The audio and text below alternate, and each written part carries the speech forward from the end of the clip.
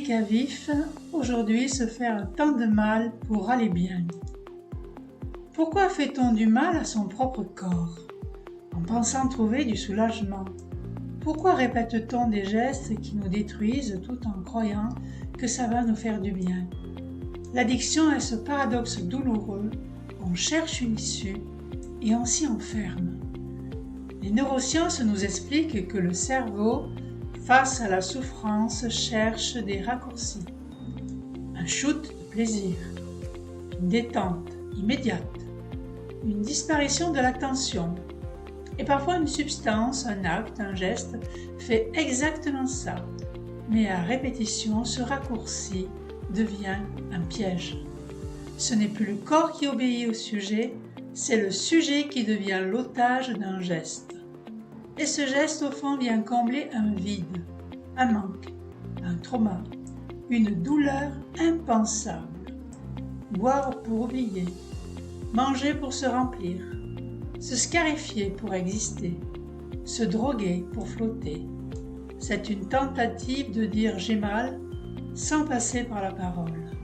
Une manière d'inscrire dans le corps ce que la psyché ne peut plus contenir. Mais d'où vient ce mal?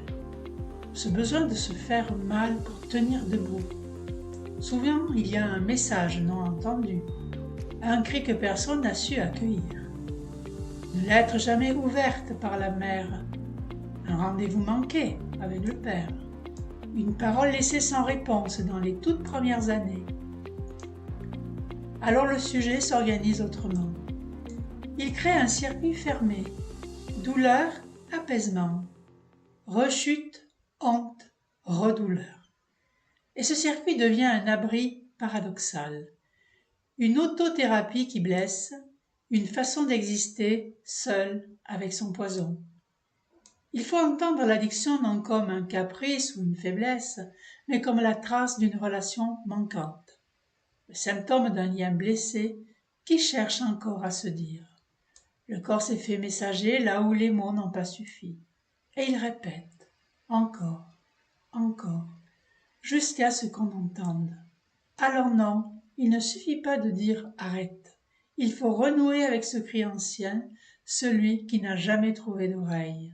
Il faut reconstruire une sécurité intérieure là où elle a fait défaut.